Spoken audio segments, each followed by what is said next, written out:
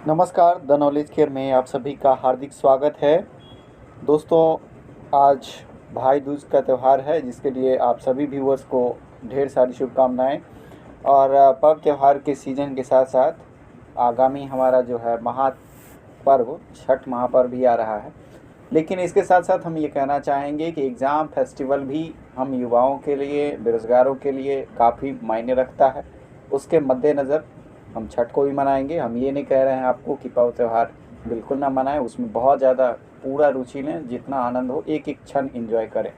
इसी बीच अगर आपके पास समय है तो समय निकाल कर पढ़ाई भी करें, ठीक है। चूँकि आने वाले समय में हमारे सर पर 2 महत्वपूर्ण एग्ज़ाम हैं, और जो लोग एसएससी जीडी कांस्टेबल का फॉर्म भरे हैं उनका एडमिट कार्ड आ चुका है, तो वो लोग भी एग्ज़ाम देंगे। तो exam festival is going on. So let's start. We are going to discuss in this video Delhi dynasty, and in this video, this is episode number 10. So let's start. Tughlaq वंश की बात करेंगे, क्योंकि इससे पहले के वीडियो में यानी कि 9वें एपिसोड में हमने चर्चा कर लिया था। वहाँ पर दिल्ली सल्तनत को स्टार्ट कर दिए थे, और दिल्ली सल्तनत में हमने गुलाम वंश की चर्चा कर ली थी, खिलजी वंश की चर्चा कर ली थी। तो ट्रिक जो है हमारा गुलाब खिले तो सूंघ लो, यानी कि अब जो बारी है वो तुगलक वंश की है। तो इसमें हम दिल्ली सल्तनत को समाप्त कर देंगे, पूरा समाप्त कर देंगे। तो चलिए आगे बढ़ते हैं।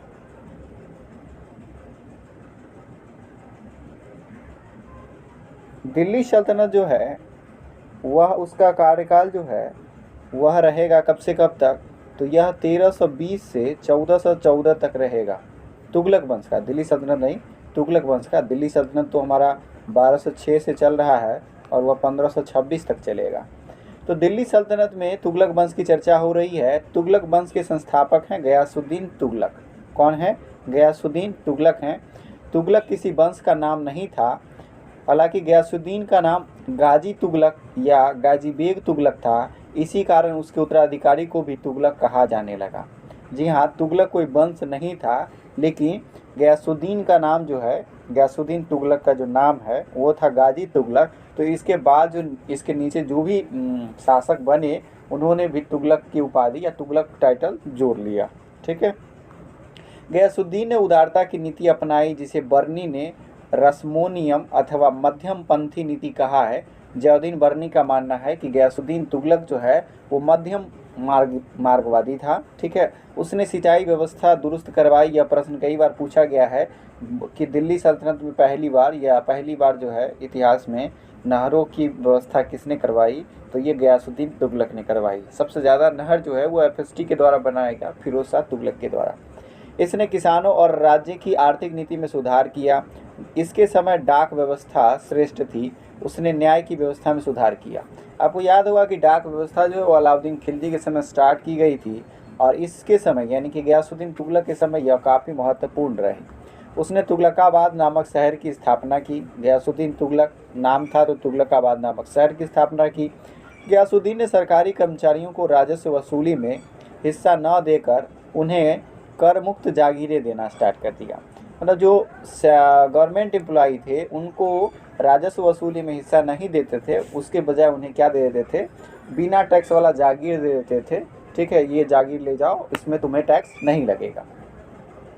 चिश्ती संत निजामुद्दीन औलिया के साथ उसके संबंध कटुतापूर्ण थे, यानी कि निजामुद्दीन औलिया और गयासुद्दीन तुगलक के बीच 36 का आंकड़ा था।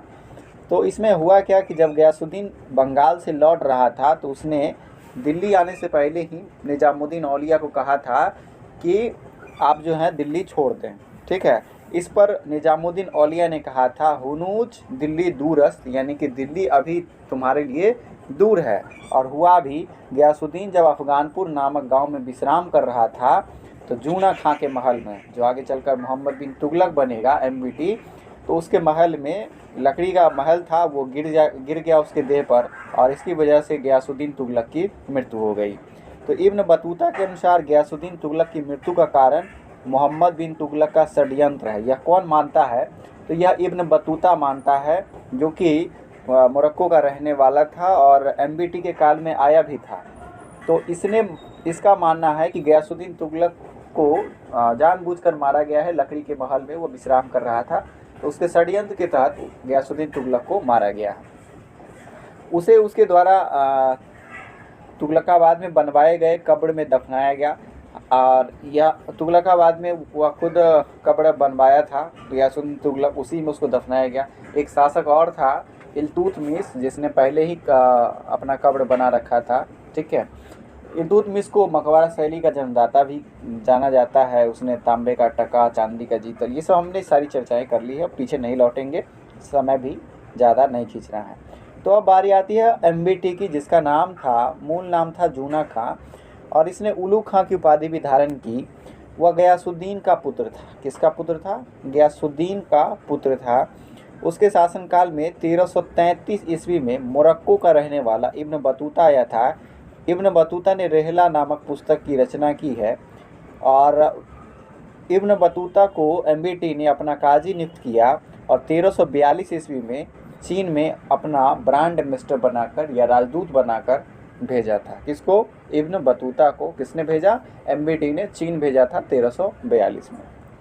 उसने अपने सिक्कों पर अल सुल्तान जिले इलाही की उपाधि जो है बलबन ने धारण करी थी, जिसका मतलब होता है ईश्वर की छाया। तो पहले उसी ने धारण किया था, तो इसने भी जिले इलाही अर्थात सुल्तान जो है वो ईश्वर की छाया है, यह सिक्कों पर छपवाया। उसके शासनकाल में साम्राज्य 23 प्रांतों में बटा हुआ था। एमबीटी के समय साम्राज्य वह 23 प्रांतों में बटा हुआ था।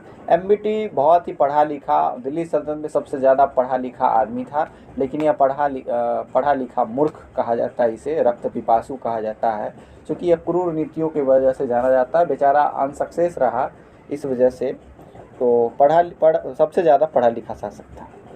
कश्मीर और आधुनिक बलूचिस्तान को छोड़कर पूरा हिंदुस्तान दिल्ली सल्तनत के नियंत्रण में था। कुल 23 प्रांत थे उस समय, जिसमें कश्मीर और अभी का जो बलूचिस्तान है, ठीक है, वो उससे छोड़कर पूरा हिंदुस्तान दिल्ली सल्तनत के कंट्रोल में था। प्रशासनिक परिवर्तन इसने क्या क्या किए कि वह दिल्ली का पहला सुल्तान था जिसने योग्यता के आधार पे, एबिलिटी के आधार पे पद देना स्टार्ट किया। ठीक है, इससे पहले जातिवाद, वंशवाद ये सब होता रहा, तो इसने एबिलिटी के आधार पे लोगों को नियुक्ति दी। हालांकि इस पर जो है अलाउद्दीन खिलजी ने भी इस तरह का काम किया था कि एबिलिटी के आधार पे, वंशवाद को छोड़ के एबिलिटी के आधार पे अस्थायी सेना भी रखी थी उसने। तो उसने दुआब में इसने दूसरा काम किया और भारतीय मुसलमानों और हिंदुओं को भी सम्मानित पद दिया। ठीक है, भारतीय मुसलमानों को भी इसमें शामिल किया। उसने दुआब में टैक्स वृद्धि कर दिया। आप जानते हैं कि दुआब वो ज़मीन होता है तराई क्षेत्र में होता है, नदी के किनारे, जो काफ़ी उपजाऊ होता है। ठीक है, जहाँ जल की व्यवस्था पर्याप्त होती है। उसने कृषि की उन्नति के लिए एक नया विभाग खोला था और एक नया मंत्री, अमीर ए कोही। तो अमीर ए कोही एक कृषि विभाग था। ठीक है, अमीर ए कोह कृषि विभाग था, जिसके लिए उसने मंत्री बनाया था अमीर ए कोही को। राजधानी परिवर्तन कर दिया इसने राजधानी जो है दिल्ली से 1500 किलोमीटर दूर देवगिरी स्थानांतरित कर दिया। आपको याद होगा कि देवगिरी जो है वो यादवों की राजधानी होती थी और यादव के संस्थापक थे भिल्लम पंचम। उसकी यह योजना असफल हुई। आप सोच सकते हैं कि जो सेंटर ऑफ पावर था वो 1500 किलोमीटर दूर ले जाया गया, जहाँ से कंट्रोल करना उसके लिए मुश्किल होने लगा था। यह योजना उसकी असफल रही, जिससे प्रशासन तंत्र के साथ साथ उसका राजस्व का भी काफ़ी नुकसान हुआ। ठीक है, आप जानते हैं कि राज्य के ट्रांसफ़र करने में ढेर सारी चीज़ें यहाँ से वहाँ करनी पड़ती है, जिसमें उसको काफ़ी नुकसान हुआ। इसने टोकन करेंसी चलाई। जी हाँ, यह सबसे बड़ी असफल योजना रही एमबीटी का। इसने एक टोकन करेंसी यानी प्रतीक मुद्रा का चलन किया, जैसे लोग क्या हुए कि घर घर जो है सिक्के अपना छापने लगे। ठीक है, ऐसा ये करेंसी इतना लूज बना दिया था। उस समय चांदी के सिक्कों को टंका और तांबे के सिक्कों को जीतल कहा जाता था, क्योंकि यह जो है इल्तुतमिश के द्वारा ही प्रारंभ किया गया था। उसी समय की बात है। इस मुद्रा का चलन अंतर्राष्ट्रीय स्तर पर चांदी की कमी का सामना करने के लिए किया गया था, क्योंकि चांदी की कमी हो गई थी, स्कार्सिटी हो गई थी। इस वजह से इसने सोचा कि चलो टोकन करेंसी चलाते हैं। उसने तांबे या पीतल के सिक्के चलवाए। इससे पहले चीन ने कबूलई खां के समय टोकन करेंसी का चलन सफलतापूर्वक कर लिया था। चाइना तो कर लेता है, चाइना ने कर लिया था, लेकिन इसने भी प्रयास किया पर असफल रहा। मोहम्मद बिन तुगलक के अभियान भी उसके कोई भी अभियान उसका सफल नहीं रहा। उसने राजधानी ट्रांसफ़र करी दिल्ली से देवगिरी, वो भी सफल नहीं रहा। दोआब में कर वृद्धि कर दिया लेकिन सुखाड़ आ गया, उससे भी उसको लाभ नहीं हुआ। तो चारों तरफ से उसको नुकसान ही नुकसान रहा। एमबीटी के अभियान की चर्चा करें तो उसके काल में एकमात्र मंगोल आक्रमण हुआ था अलाउद्दीन तारमासिरीन के नेतृत्व में। ठीक है, अलाउद्दीन तारमासिरीन नामक मंगोल के नेतृत्व में इसके समय एकमात्र मंगोल आक्रमण हुआ। एमबीटी ने खुरासान, जो कि अफगानिस्तान के नाम से जाना जाता है, उसे जीतने की योजना बनाई जो कार्य रूप से परिणत न की जा सकी और सुल्तान ने सेना को भंग कर दिया। मतलब इसने प्लान ही बनाया लेकिन वह प्लान जो है वो धरातल पर नहीं उतर पाया और सुल्तान ने सेना को भंग कर दिया। मोहम्मद बिन तुगलक ने 1337 से 38 में कुराचील का अभियान किया, जिसका उद्देश्य उन पहाड़ी राज्यों को अपनी अधीनता में लाना था जहां अधिकांश विद्रोहियों को शरण प्राप्त होती थी। विद्रोही वहां पहाड़ी के नीचे छुप जाते थे। यह स्थान आधुनिक हिमाचल प्रदेश से कुमायूं जिले में था। इस आक्रमण से सुल्तान की सैन्य शक्ति जो है वो काफ़ी कमज़ोर हुई।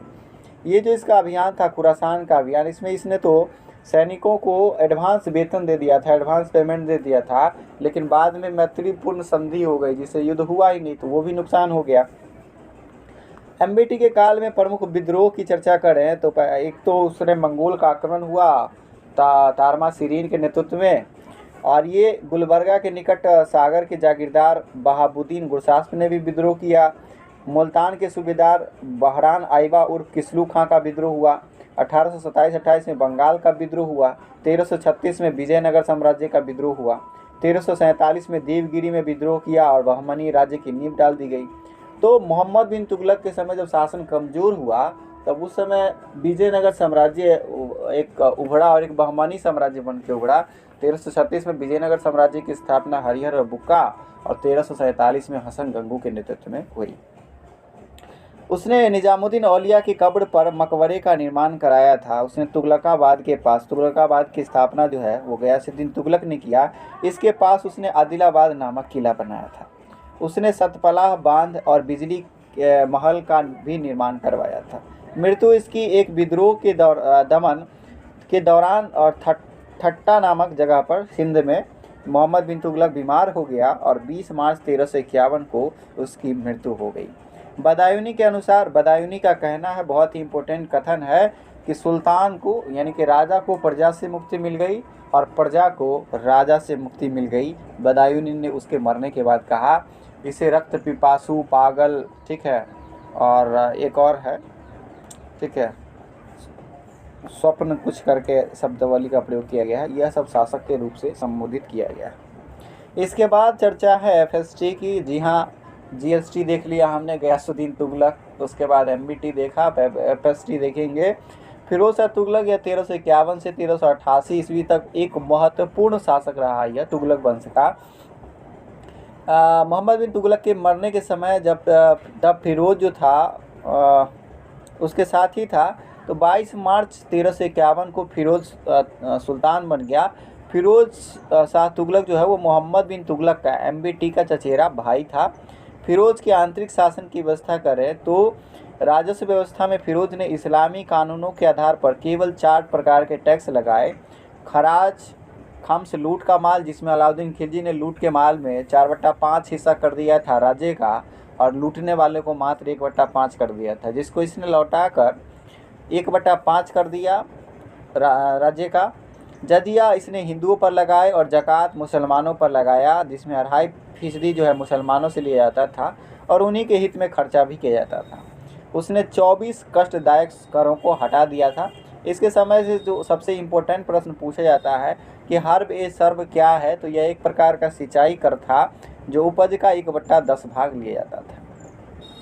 फिरोज ने तकावी लोन को भी माफ़ कर दिया था। उसके समय लगान पैदावार का 1/5 से 1/3 भाग था, यानी कि लगान का जो पैदावार था वो 1/5 से 1/3 के बीच में था। उसने ससगनी नामक सिक्का चलाया था। ससगनी नाम से सिक्का जो है वो फिरोज शाह तुगलक ने चलाया। अफीम के अनुसार सुल्तान ने अद्धा और बिख नामक तांबा और चांदी का निर्मित सिक्का भी चलाया। तो ससगनी का सिक्का एफएसटी ने चलाया। इसके अलावा अद्धा और बिख नामक सिक्का जो है वो भी एफएसटी ने चलाया। सिंचाई व्यवस्था की बात करें तो फिरोज ने 5 बड़ी नहरों का निर्माण कराया। इसमें यमुना नदी से हिसार तक 150 मील लंबी नहर थी। उसने सिंचाई और यात्रियों की सुविधा के लिए 150 कुएं खुदवाए। तो सिंचाई व्यवस्था सुदृढ़ करने के लिए फिरोज शाह तुगलक जाने जाते हैं। नगर और सार्वजनिक निर्माण कार्य की बात करें तो फिरोज शाह तुगलक ने फतेहाबाद, हिसार और फिरोजपुर और फिरोजाबाद नामक नगर बसाए। फिर फतेहाबाद, फिरोजाबाद और फिरोजपुर। उसने दिल्ली में फिरोज शाह कोटला कहलाने वाला नगर बहुत पसंद था। और अभी जो फिरोज शाह कोटला मैदान है उसका नाम क्या है? तो उसका नाम है अरुण जेटली स्टेडियम। जी हाँ दोस्तों, ये अरुण जेटली स्टेडियम अब जाना जाता है। उसने एमबीटी, जो कि जूना खां इसका मूल नाम था, की याद में जौनपुर नामक नगर की स्थापना की। तो आपसे प्रश्न पूछा जा सकता है कि जौनपुर नामक नगर किसने बसाया? तो यह बसाया फिरोज शाह तुगलक ने। फिरोज ने ताश, घड़ियाल और एक जल घड़ी का भी निर्माण कराया था। उसने अशोक के 2 स्तंभों को दिल्ली से मंगा लिया था। ठीक है, दिल्ली मंगाया था, जिसमें एक मेरठ से उठा लिया था, इसलिए दिल्ली मेरठ कहलाता है, और दूसरा दिल्ली टोपड़ा कहलाता है। तो दिल्ली मेरठ और दिल्ली टोपड़ा अभिलेख जो है वो अशोक के द्वारा ही बनवाया गया था, लेकिन एफएसटी ने उसको उठा के दिल्ली ले आया। मेरठ से दिल्ली ले आया और टोपड़ा से दिल्ली ले आया। टोपड़ा जो है वो आपका पंजाब में पड़ता है। फिरोज शाह तुगलक ने कुतुब मीनार की 4थी मंजिल के स्थान पर 2 और मंजिलों का निर्माण कराया। इस प्रकार कुतुब मीनार जो है कितने मंजिल का हो गया? 5 मंजिल का हो गया। ठीक है, यानी कि इल्तुतमिश के द्वारा कुतुब मीनार की नींव जो है बख्तियार काकी की याद में कुतुबुद्दीन ऐबक के द्वारा रखा गया। इल्तुतमिश ने उसके निर्माण को पूरा करवाया और फिरोज शाह तुगलक ने झड़ गया था मंजिल, 4थी मंजिल, तो उसको तोड़ के उस पर दो तल्ला ऊपर से ठोक दिया। 1 तल्ला तोड़ा, 2 तल्ला ठोक दिया, यानी कि कुतुब मीनार जो है वो 5 तल्ले का हो गया। परोपकारी कार्य तो इसने किए। दीवान खैरात विभाग की स्थापना किया, जिसमें अनाथ, महिलाओं, विधवाओं, ठीक है, मुसलमानों की आर्थिक सहायता की। दीवान खैरात, दीवान बंदगान, दीवान इस्तिहाक, इन सब के लिए जाना जाता है। दीवान बंदगान गुलामों के लिए होता था और सबसे ज़्यादा गुलाम इसी के समय थे, एफएसटी के समय ही थे। दीवान खैरात, आपने देखा कि दीवान खैरात जो था वो क्या था? एक पेंशन विभाग के तौर पे जाना जाता है, जिससे मुसलमान, अनाथ, स्त्री और विधवाओं को आर्थिक सहायता दी जाती थी। वहीं दीवान इस्तिहाक की बात करें, दीवान इस्तिहाक जो है वो पेंशन की बात करता है, जिसमें मृत सैनिकों के आश्रितों की मदद दी जाती थी। दीवान बंदगान जो था वो दासों से रिलेटेड था, गुलामों से रिलेटेड था। इसने खैराती अस्पताल की स्थापना की थी, जिसका नाम था दारुल सफ़ा। ठीक है, दारुल सफ़ा नामक खैराती अस्पताल की स्थापना जो है एफएसटी के द्वारा किया गया। शिक्षा की बात करें तो फिरोज विद्वानों का सम्मान करता था। उसके दरबार में बरनी रहते थे, शमसे सिराज रहते थे, अफीम रहते थे, ये सब महान विद्वान रहते थे। अगर बरनी की बात करें तो इन्होंने फतवा जहांदारी लिखी है। बरनी की बात करें तो इन्होंने तारीख फिरोज शाही भी लिखी है। शमसे सिराज की बात करें तो इसने तारीख फिरोज शाही लिखी है। वहीं फतवाहात फिरोज शाही जो है वो एफएसटी ने स्वयं लिखी है। तो बाबर ने भी अपनी आत्मकथा खुद लिखी थी, आगे चर्चा होगी बाबर की। लेकिन अभी जो अगर दिल्ली सल्तनत में बात करें तो दिल्ली सल्तनत का यह पहला शासक है फिरोज शाह तुगलक, जिसने अपनी आत्मकथा स्वयं लिखी है, फतुहात फिरोज शाही। ठीक है, इसने ज्वालामुखी मंदिर के पुस्तकालय से 138 ग्रंथों में से कुछ फारसी में अनुवाद कराया, जिसमें से एक का नाम दलाइल फिरोज शाही था, जो नक्षत्र विज्ञान से रिलेटेड था, एस्ट्रोनॉमी से रिलेटेड था। धार्मिक नीति की बात करें तो फिरोज ने राज्य की शासन व्यवस्था में इस्लाम के कानून और उलेमा वर्ग को बहुत ज़्यादा महत्वाकांक्षाएँ दी। हालांकि अलाउद्दीन खिलजी ने इन सबको नहीं माना था, उलेमा को नहीं माना था। बोला था कि धर्म को राजनीति के मामले में हस्तक्षेप नहीं करना चाहिए, राजा को निरंकुश होना चाहिए। वह सूफी संत बाबा फरीद का अनुयायी था। कौन बाबा फरीद का अनुयायी था? फिरोज शाह तुगलक। वह बहुसंख्यक हिंदुओं के प्रति कठोर था, हिंदुओं के प्रति कठोरता का भावना रखता था।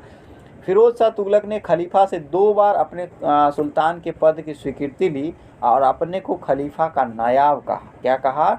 मैं खलीफा का नायाब हूँ। 2 बार उसने खलीफा का सर्टिफिकेट लिया। अब हो ना हो 2 बार रिन्यूअल कराया, एक बार बनवाया, एक बार रिन्यूअल करवाया, तो कुछ तो बड़ी बात है। आधुनिक इतिहासकार एल्फिंस्टन ने फिरोज को सल्तनत युग का अकबर कहा है। एल्फिंस्टन का मानना है कि फिरोज शाह तुगलक जो है वो सल्तनत काल के अकबर के तौर पे हैं। हालांकि अकबर तो आएंगे आधुनिक काल में। तो आधुनिक काल के इतिहासकार हैं एल्फिंस्टन, इन्होंने फिरोज शाह तुगलक की तुलना अकबर से की है। फिरोज शाह तुगलक की मृत्यु जो है वो 1388 में हो जाती है। इसके बाद तुगलक वंश का अंतिम शासक बनेगा नसरुद्दीन महमूद। जी हाँ, नसरुद्दीन महमूद। वह तुगलक वंश का अंतिम शासक था। उसका शासन दिल्ली तक ही सीमित था। इसके शासनकाल में तैमूर लंग का आक्रमण हो गया। यह प्रश्न काफ़ी भी है कि नसरुद्दीन महमूद के समय किसका आक्रमण हुआ या तैमूर लंग के आक्रमण के समय दिल्ली सल्तनत का साम्राज्य शासक कौन था। तो उस समय था नसरुद्दीन महमूद, जो कि तुगलक वंश का अंतिम शासक था। नसरुद्दीन की मृत्यु 1412 ईस्वी में हो गई, जिसके बाद तुगलक वंश समाप्त हो गया। 1412 ईस्वी में दौलत खान लोदी सुल्तान बन गया, लेकिन खिज्र खान ने दिल्ली पर आक्रमण कर दिया और उसे हराकर खुद 1414 ईस्वी में दिल्ली के सिंहासन पर बैठ गया और सैयद वंश की नींव डाल दी। तो सैयद वंश आगे हम चर्चा करेंगे, जिसका कालक्रम होगा 1414 से 1451। ठीक है, अभी हमने 1320 से 1414 यानी कि 94 साल का शासन का अंत किया है, जो है तुगलक वंश से संबंधित। अब हम चलेंगे सैयद वंश की बात करेंगे। तो बहुत छोटा सा वंश रहेगा, ज़्यादा चर्चा इसमें नहीं है। सैयद वंश का संस्थापक कौन थे? खिज्र खां थे। 1414 से 1421 7 साल तक ये शासक रहते हैं। इन्होंने सुल्तान की उपाधि धारण नहीं की। आप हमें बता सकते हैं क्या कि दिल्ली सल्तनत में कौन एक ऐसा शासक था जिसने खुतबा नहीं पढ़वाया था, वो भी सुल्तान की उपाधि धारण नहीं की? तो वो था कुतुबुद्दीन ऐबक। इसने अपने आप को रैयत ए आला की उपाधि से ही संतुष्ट किया। वह तैमूर के बेटे शाहरुख को निरंतर भेंट देता था और जो राजस्व होता था वो पहुंचाता था। इसने भी अपने नाम का खुतबा नहीं पढ़ा और किसके नाम का खुतबा पढ़वाया? शाहरुख के नाम का खुतबा पढ़ाया, जो कि तैमूर का बेटा था। तैमूर लंग का आक्रमण नसरुद्दीन महमूद के समय हुआ था 1398 में, ध्यान रखिएगा। उसके मरने के बाद मृत्यु जो है 20 मई 1421 को हो गई। उसके मरने के बाद उसका बेटा मुबारक शाह उत्तराधिकारी बन गया, जिसने शाह की उपाधि धारण की और इसने तो अपने नाम के सिक्के चलवाए। और उसका जो बेटा था मुबारक शाह, उसने क्या किया? यमुना के किनारे मुबारकाबाद नामक नगर बसाया। कौन सा नगर बसाया? मुबारकाबाद नामक नगर बसाया। उसके तत्कालीन विद्वान थे याहिया सरहिंदी। उसके समय में तत्कालीन विद्वान कौन थे? याहिया सरहिंदी थे, और जिसने तारीख ए मुबारक शाही लिखी है। तारीख ए फिरोज शाही जियाउद्दीन बर्नी ने लिखी है। फतुहात ए फिरोज शाही खुद लिखा है फिरोज शाह तुगलक ने। लेकिन यहाँ तारीख ए मुबारक शाही की चर्चा हो रही है, और मुबारक शाह जो है वह है सैयद वंश से संबंधित। ये किसने लिखा? तारीख ए मुबारक शाही याहिया बिन अहमद सरहिंदी। मुबारक शाह सैयद शासकों में योग्यतम शासक था, और इस वंश का अंतिम शासक हुआ अलाउद्दीन आलम शाह। अलाउद्दीन आलम शाह 6 साल तक शासक रहते हैं। बहलोल लोदी ने इनको हटा दिया 1451 में, और इस तरह से सैयद वंश 37 वर्ष में समाप्त हो गया। तो सैयद वंश में 3 ही शासक रहे। खिज्र खां, जो कि अपने आप को रैयत आला की उपाधि से संतुष्ट किया, शाहरुख के नाम का खुतबा पढ़वाया, अपने नाम से नहीं पढ़वाया। इसके बाद बने मुबारक शाह, और मुबारक शाह के बाद बने अलाउद्दीन आलम शाह। बहलोल लोदी वंश के संस्थापक बने हैं, और इन्होंने अफगान राज्य की स्थापना की। तो प्रश्न ये भी पूछा जा सकता है कि भारत में पहले अफगान राज्य की स्थापना किसने की? तो ये आपका बहलोल लोदी ने किया। दूसरे अफगान साम्राज्य की स्थापना शेर शाह सूरी के द्वारा किया जाएगा, हुमायूं को हराकर। आगे बात करते हैं, बहलोल लोदी की चर्चा करेंगे। तो दिल्ली की गद्दी पर बैठने वाला यह पहला अफगान शासक था। वह बहलोल शाह गाजी के नाम से, बकलोल था, बहलोल शाह गाजी के नाम से दिल्ली के गद्दी पर बैठा। वह अफगानों की एक महत्वपूर्ण शाखा साहू खेल से रिलेटेड था। अफगानों की ब्रांच थी जिसमें साहू खेल से यह संबंधित था। उसकी महत्वपूर्ण सफलता जौनपुर राज्य की स्थापना किसने किया था? तो जौनपुर नामक नगर जो है वो फिरोज शाह तुगलक ने बसाया था। किसकी याद में? जूना खां के याद में। जूना खां किसका नाम था भाई? मोहम्मद बिन तुगलक का नाम था। बहलोल ने बहलोल सिक्के चलाए, बकलोल सिक्का चलाया। अकबर के पहले तक उत्तर भारत में विनिमय का मुख्य साधन यह बना रहा। बहलोल का जो सिक्का है अकबर से पहले तक चलता रहा। वाह। वह अमीरों को मसनद ए अली पुकारता था, वह अमीरों की बड़ी इज्जत करता था। दरबार में जब अमीर आते थे तो वह खुद भी खड़ा रहता था, खुद खड़ा हो जाता था, ठीक, इतना सम्मान करता था। इसका अंतिम आक्रमण ग्वालियर पर हुआ। ग्वालियर से वापस जाते हुए जलाली के निकट जुलाई 1489 ईस्वी में इसकी मृत्यु हो गई। 1489 में बहलोल लोदी की मृत्यु हो गई। अब बहलोल के बाद आएंगे सिकंदर लोदी, जो कि 28 वर्ष तक शासन संभालेंगे। बहलोल के मरने के बाद उसका बेटा निजाम खां, सिकंदर लोदी का मूल नाम क्या था? निजाम खां। वहीं बहलोल लोदी ने बहलोल शाह गाजी की उपाधि धारण की थी, बहलोल सिक्का चलाया था। तो सुल्तान सिकंदर शाह के नाम से 17 जुलाई 1489 को दिल्ली की गद्दी पर बैठा। उसने आगरा का नवीन नगर बसाया। यह प्रश्न कई बार पूछा गया है कि आगरा नामक शहर को किसने बसाया? तो सिकंदर लोदी ने बसाया, जहां पर बादलगढ़ का किला का निर्माण कराया गया। 1506 में आगरा सिकंदर लोदी की राजधानी बनाई। तो इसने 1506 में आगरा को अपनी राजधानी बनाई। किसने? सिकंदर लोदी ने। सिकंदर जो है वो गुलरुखी के नाम से, उपनाम से फारसी में कविताएं लिखा करता था। यह भी प्रश्न कई बार पूछा गया है कि गुलरुखी नाम से या गुलरुखी उपनाम से कौन कविताएं लिखता था फारसी में? सिकंदर लोदी लिखता था।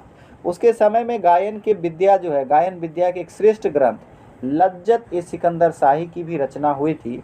उसने एक आयुर्वेदिक ग्रंथ का फारसी में अनुवाद कराया था, जिसका नाम था फरहंदे सिकंदरी। फरहंदे सिकंदरी जो है वह एक आयुर्वेदिक ग्रंथ था। उसने गज सिकंदरी चलाया, जिसका पैमाना 30 इंच का होता था ज़मीन मापने के लिए, ठीक है।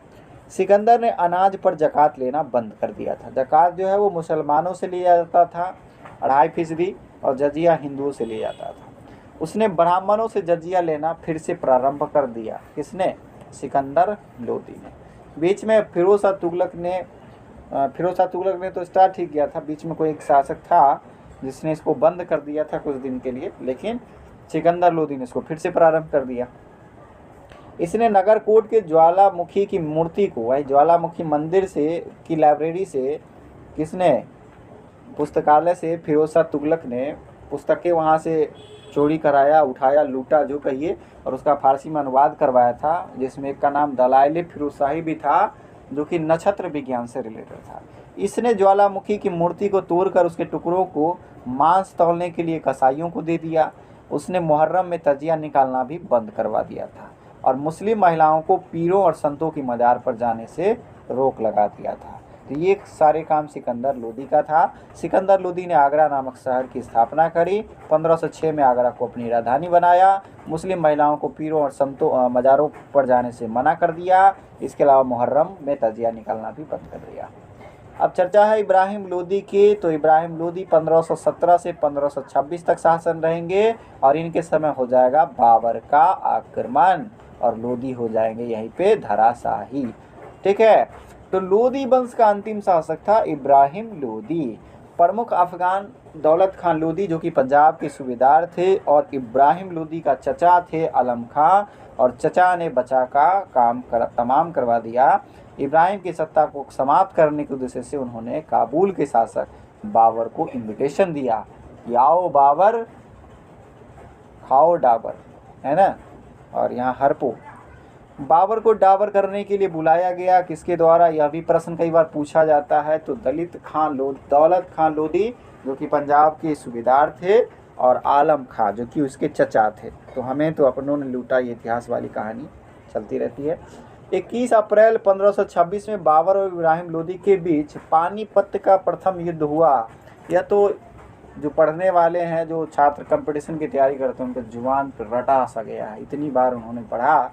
21 अप्रैल 1526 को बाबर और इब्राहिम लोदी के बीच पानीपत का पहला युद्ध हुआ। इसमें इब्राहिम की हार हुई और वह युद्ध स्थल में मारा गया, और यह पहला दिल्ली सल्तनत का शासक था जो युद्ध भूमि में वीर गति को प्राप्त हुआ, मारा गया। वीर गति क्या हुआ? इब्राहिम लोदी के मरने से लोदी वंश समाप्त। यहीं से दिल्ली सल्तनत का पैकअप हो गया, और मुगलों की सत्ता स्थापित हो जाएगी। मुगलों की सत्ता की चर्चा अभी हम नहीं करेंगे। अभी हम चर्चा करेंगे अमीर खुसरो की। जी हाँ, अमीर खुसरो, जिसे तोताए हिंद कहा जाता है, उससे उसका जन्म 1253 में उत्तर प्रदेश के एट्टा ज़िले में, ठीक है, एट्टा ज़िला है उत्तर प्रदेश में, उसके पटियाली नामक स्थान पर हुआ था। इसका पूरा नाम था अबुल हसन यामीनुद्दीन खुसरो। इसने कुल 9 सुल्तानों का शासनकाल देखा था। इसके जो गुरु थे निजामुद्दीन औलिया, उन्होंने खुद 7 सुल्तानों को देखा था। इसलिए उन्होंने कहा था किसको, गयासुद्दीन तुगलक को, हुनूच अभी दिल्ली दूर है, मतलब दिल्ली तुम्हारे लिए दूर है। और हुआ भी, वह दिल्ली पहुंचने से पहले बीच रास्ते में ही टपक पड़ा।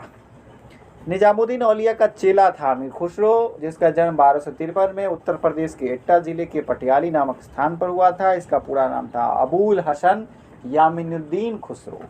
9 सुल्तानों का इसने शासनकाल देखा। इसे का हिंदुस्तानी शैली का जन्मदाता कहा जाता है, या ये खुसरो शैली या हिंदुस्तानी शैली, ठीक है। उसने फारसी काव्य शैली, सबक ए हिंदी या हिंदुस्तानी शैली का जन्मदाता इसे कहा जाता है। इसने खुद को तोताए हिंद कहा था। अमीर खुसरो ने भारतीय बीना और ईरानी तंबूरों को मिलाकर सितार बनाया था, तो सितार का जन्मदाता भी अमीर खुसरो को जाना जाता है। अब सल्तनत काल आज समाप्ति करेंगे, तो इसकी शासन प्रशासन की भी चर्चा कर लेते हैं। तो केंद्रीय शासन का हेड सुल्तान होता था। उत्तराधिकारी का कोई निश्चित नियम नहीं था। आपने देखा कि कोई निश्चित नियम नहीं था, कभी चचा, कभी भतीजा, कभी चचेरा भाई, कोई बन जाता था, जो योग्य होता था वह बन जाता था, ठीक है। तो इस तरह का कोई नियम नहीं था कि ज्येष्ठ पुत्र ही बनेगा, राजा का पुत्र ही राजा बनेगा, इस तरह की कोई वैकल्पिक व्यवस्था नहीं थी। प्रमुख अधिकारी की बात करें तो वजीर प्रधानमंत्री को कहा जाता था, जो कि राजस्व विभाग दीवान ए वजारत जो कि किसके समय थी, दीवान ए वजारत राजस्व विभाग को कहा जाता था। दीवान ए अर्ज सैन्य विभाग को कहा जाता था, जिसकी शुरुआत बलबन ने किया, और इसके जो हेड होते थे उसे आरिज ए ममालिक कहा जाता था। आरिज ए ममालिक पद का सृजन जो है बलबन के द्वारा ही किया गया था। शाही पत्र व्यवहार विभाग को दीवान इंसा कहा जाता था, और इसे अमीर मुंशी या दबीर खास कहा जाता था। यानी शाही पत्र जो है, राजा का पत्र जो है बड़े बड़े दरबारों से लाना या कहीं से बड़े बड़े उनके गेस्ट के यहाँ से लाना, यह विभाग का काम होता था, जिसे दीवान इंसा कहा जाता था। दीवान रिसालत जो है विदेश वार्ता और कूटनीतिक संबंध को देखने के लिए होता था। दीवान रसालत सद्र उस सुदूर, कई बार पूछा गया है कि सद्र उस सुदूर क्या था, तो यह धर्म विभाग था। दिल्ली सल्तनत में यह धर्म के मामलों को देखता था, उसके हेड होते थे। काजी उल कजात जो है वो न्याय विभाग को देखते थे। बरीद ए मुमालिक, देखिए आरिज ए मुमालिक सैन्य विभाग के हेड थे, बट बरीद ए मुमालिक जो है वो गुप्तचर विभाग के हेड थे। अमीर ए आखूर अशुशाला के प्रमुख होते हैं। अमीर ए आखूर, आखूर खूर, घोड़े का खूर होता है ना, नाल खूर, ठीक है, तो अशुशाला के प्रमुख अमीर आखूर कहा जाता था। महालेखाकार जो अभी कैग होते हैं, सीजीए होते हैं, कैग नहीं सीजीए, उसे मुसिफ ए मुमालिक कहा जाता था। शाही उत्सवों का, यानी कि विवाह, शादी, निकाह वगैरह का जो इंतजाम करते थे, जश्न का इंतजाम करते थे, शाही उत्सव का इंतजाम करते थे, उन्हें अमीर ए मजलिस कहा जाता था। वहीं आय संग्रहकर्ता को खजीन कहा जाता था, खजानची कहा जाता था, ठीक है। दीवान वजारत वित्त विभाग, जिसकी शुरुआत अलाउद्दीन खिलजी ने किया। दीवान अर्ज सैन्य विभाग, जिसकी शुरुआत बलबन ने किया। कई महत्वपूर्ण प्रश्न है ये। दीवान मुस्तखराज राजस्व विभाग था। दीवान इंसा पत्रचार विभाग था। दीवान रिसालत विदेश विभाग या कूटनीतिक संबंध के मामले देखते थे। दीवान खैरात दान विभाग था, जिसकी शुरुआत एफएसटी ने किया। दीवान अमीर को ही कृषि विभाग, जिसकी शुरुआत किसने किया, एमबीटी ने किया। ये एमबीटी ने किया है। दीवान अमीर को ही कृषि विभाग, दान विभाग की शुरुआत एफएसटी ने किया है। वही दीवान बंदगान और दीवान इस्तेहाक की भी शुरुआत एफएसटी के द्वारा की गई, जिसमें दीवान बंदगान दासों का विभाग था, दीवान इस्तेहाक पेंशन विभाग था। दीवान वकूफ़ की बात करें तो यह था व्यय विभाग, ठीक है, जो कितना खर्चा हो रहा है इस पर कंट्रोल करो। कर व्यवस्था की बात करें, दिल्ली सुल्तानों के समय कुछ विशेष कर इस प्रकार थे। उसर मुसलमानों से लिया जाने वाला भूमि कर था, ठीक है, मुसलमानों से, इसके अलावा ज़कात भी लिया जाता था कुछ समय तक। फिर जजिया गैर मुसलमानों से यानी हिंदुओं से लिया जाता था। खराज गैर मुसलमानों पर लगता था।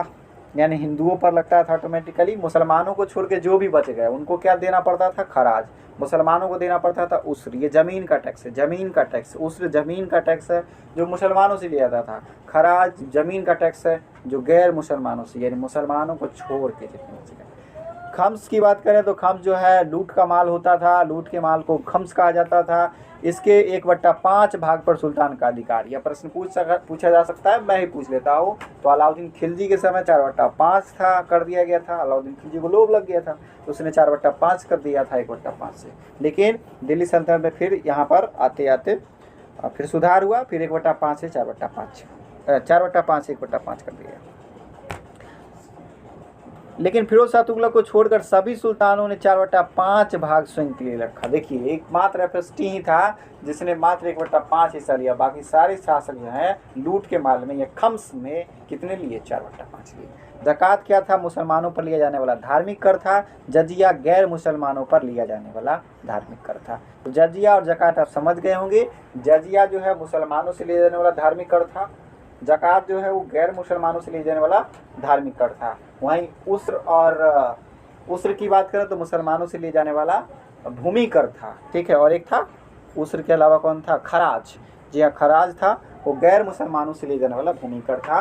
खम्स तो आप जानते हैं लूट का माल। सेना की दशमलव प्रणाली को देखते हैं तो सरखेल, 10 घुड़सवारों के हेड को सरखेल कहा जाता था।